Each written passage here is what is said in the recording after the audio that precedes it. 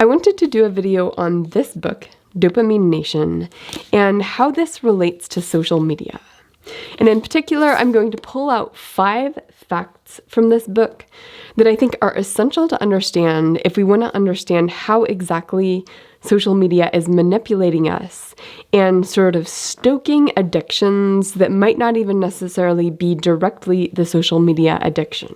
And one way of thinking about this is to imagine these artificial intelligence robots, these algorithms that decide what kind of content to feed us and at what times to feed us that content. These algorithms may have a dopamine response fingerprint on you.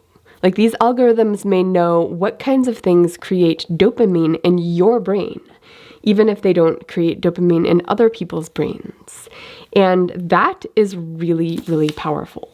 So the first fact from the book to consider is the fact that a person's individual dopamine response system is incredibly personalized, and that it's built up over time in a personalized way. So we tend to think of the classic dopamine response things like alcohol and drugs and sex, pornography, video games, shopping. These are the dopamine addictions that perhaps have 12-step programs associated with them. If you think about addiction, you're going to think about one of these big umbrella categories. And most of us are aware that not all of us respond in the same way to those big categories. For example, I actually don't like gambling. It feels icky to me, but other people love gambling. And I'm probably more responsive to like food in a certain way than other people are. People know they have an individualized response to those large categories of dopamine response things. But in the book, she really opens your mind to the fact that your dopamine response system may not be an entire category. It may be a small subcategory. And I love the example she uses, which is that she got addicted to romance novels. Like, most of us would not even consider romance novels as something that could be addictive. But that was something that was developed over time, and she explains sort of that process of developing it in a way that is really helpful to think, oh, wait a second. Slowly over time, you can go from one drug to sort of another drug. Like, she went from really good romance novels. Like, I'm addicted to Jane Austen novels, so I think I would be absolutely susceptible to going down the same path she went down. And I want to be clear here that it's not true, even in her mind, even in anyone's mind, that if you read a lot of romance novels, that's negative or addictive or whatnot. That's not true at all. But if the romance novels sort of start to diminish your ability to experience pleasure in other ways, if it takes over your life and sort of sucks up too much of your energy and attention, then it could be a problem.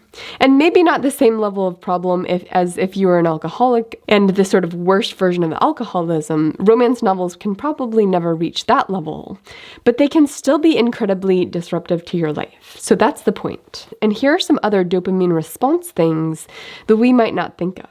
Collecting stuff, plastic surgery, risk-taking, binge eating and purging, exercise, work, tattoos, tanning beds, a particular type of sexual kink, even if you're not addicted to sex more generally. So all of those things are just very personalized, very individualized versions of the dopamine hit. And of course, can the social media algorithms figure out through trial and error what your dopamine response is going to respond most to? And of course, if that response can be shaped in a way, for example, if you could love Jane Austen like I do and be slowly channeled toward an addiction to romance novels, would those social media algorithms have an incentive to channel you in that direction slowly over time? And one thing that I think people don't think enough about when they think about these algorithms is that it's not just the content that they show us.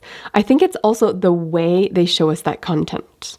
For example, do they show it to us once a day or once a week so that our perceptions and our reactions change slowly over time? Can these algorithms figure out what kind of mood we're in and service content that takes advantages of the weakness of certain moods? And I think the answer is yes. These algorithms know what we click on, and in certain moods, we're more likely to click on certain things, and therefore that could be used to figure out what's the right thing at this particular moment to sort of send this person into a time trap or into a way of thinking that will be helpful for the algorithms 6 months down the line. Now, the second fact that she points out in the book, which is somewhat obvious, but I want to talk about it, is that dopamine is responsible for motivation. She says it's the get up and go sort of hormone in our bodies. And actually, now that I think of it, I don't even know if it's technically a hormone, so don't attribute that to her. Maybe it is, maybe it isn't. But my point right now is that what dopamine does is it motivates us to go do stuff. And when people are addicted, this is motivating them to sort of go get their next hit, or to pursue that thing, or to get the money they need to pursue that thing. So because our dopamine system is so tied with what we do, with our actions, it's almost certainly going to be tied with the things that the social media algorithms are trying to get us to do. They're trying to get us to click on ads, spend more time on platform, engage with the social media company, however they define engagement. Sometimes that's comment, sometimes that's liking. There's various modes of engagement that these algorithms are trying to optimize.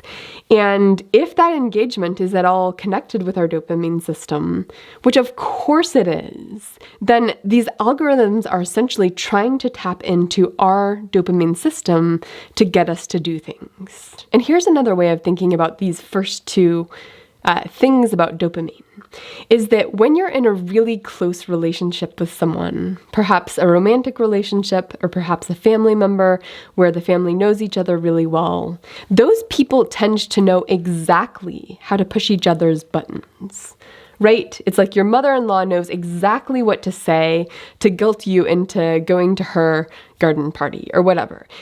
People figure out over time how to motivate each other to do something they want in a relationship. And that's not always bad, because hopefully the person loves you and wants to motivate things that are good for the relationship overall. But of course it can be bad if the person is really controlling or wants you to do more of what they want you to do. There's bad versions of that. So the question is, would you hand over that sort of key to your heart, that way of getting under your skin or pushing your buttons? Would you hand over that knowledge and that intuition to a machine that just wants to make money? Now, the third relevant fact in this book is the fact that uncertainty heightens the dopamine response system. And the whole book is just grounded in research and academic rigor. She cites this study that showed that basically gamblers respond best and are more compelled to come back when the response that they want, when the thing that gives them that hit, is 50% than when it's 100%. So there's something about risk and uncertainty that just sort of sucks us back into the situation. And you can think about this with your own social media feeds, where there's sometimes you go on there and you scroll through and it's all really boring. And sometimes I might think, okay, the algorithm isn't doing its job right now when I have a day like that. But that could actually be sort of part of the manipulative plan, that maybe there's only a certain percent chance that I'm going to encounter stuff that will get me excited and riled up and engaged. So I think it's really helpful to imagine that one of the parameters these algorithms are probably playing around with is the risk parameter, or the parameter of how much uncertainty is going to maximize the chance that I come back tomorrow. Now, the fourth interesting fact from this book is a little bit harder to explain, but it's basically that we have internal forces that will pull us back to baseline. And so if we have a dopamine hit, we don't just go back to baseline, but we go below baseline so that sort of the average dopamine or the average positive experience is still at our baseline. And this is one of the most important concepts from the book if you want to actually use the information from the book to sort of overcome addiction or overcome overstimulation in your own life.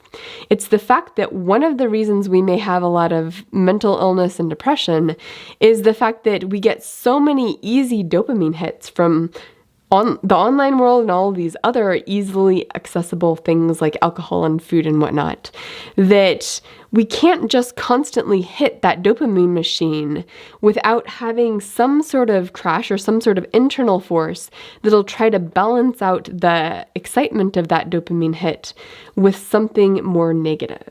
And so some of her solutions are to intentionally engage in things that are the opposite of a dopamine hit. And she gives the example of cold showers and sort of 12-step, fourth step inventories where we're looking at our own issues, and that's never comfortable to look at our character flaws. But by doing that, it may be messing with the dopamine hit system in a way that creates a better balance. And of course, one of the forces that sort of drives addiction is the fact that we get a hit, we get a crash, and we try to treat that crash by going back to the drug that brought us a hit. And that sort of pulls us into this feedback loop, this cycle. So how does that relate to social media?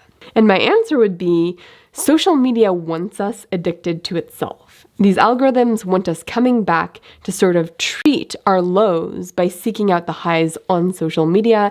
It wants that addictive loop. And so can these algorithms figure out exactly how much high to give us in order to make us more likely to be addicted or more likely to sort of return on a regular basis? And I think the answer is yes. I mean, in some ways, this point is kind of obvious, but I think understanding the mechanism of that feedback loop as it relates to the dopamine system is really, really helpful. And then the last fact I would point to is the fact that anticipation gives us that dopamine boost, even sometimes as much as the actual thing. And she points to Pavlov's dogs, who would hear the can opener for their food, and they'd start salivating based on the sound of the can opener, sort of in anticipation of the dopamine hit they would get when they actually ate the food. And this is absolutely true of social media. Like, you can kind of watch yourself, and when you get onto a social media site and see the logo and the format and the stuff that's sort of associated with the positive dopamine hits you've gotten from that platform in the past, just the platform itself becomes part of what you're addicted to. It's that anticipation of the possibility of the great dopamine hit. And I think this is one of the powerful things that these tech monopolies can take advantage of, because it means there's a power to the logo and to the format. There's a power to this stuff that makes it difficult for competitors to come in and disrupt that cycle. Like, I talk a lot on this channel about what would it look like for a competing social media company that was healthier, that had better systems of governance, that had better rules, that were more fair, all that stuff. How could such a system come in and compete? And part of the problem that these other companies might have is that they don't have the strong association of the logo and the setup with the dopamine hit. So there's almost an unfair advantage to new companies coming in with different logos and different setups. So those are just 5 facts from the book that I thought were really relevant if you want to think carefully about these social media problems. But the book is just great in and of itself. I think everybody should know this stuff, because if you want to be someone who has agency over your life, if you want someone who doesn't want your life to be ruled by addiction of any type, including things like romance novels, you should just know how to counteract that in yourself, how to recognize that in yourself when you're starting to go down that route, and how to have a healthy relationship with your own dopamine system. So the book isn't just about social media, but I wanted to apply its principles to social media because that's what I do on this channel.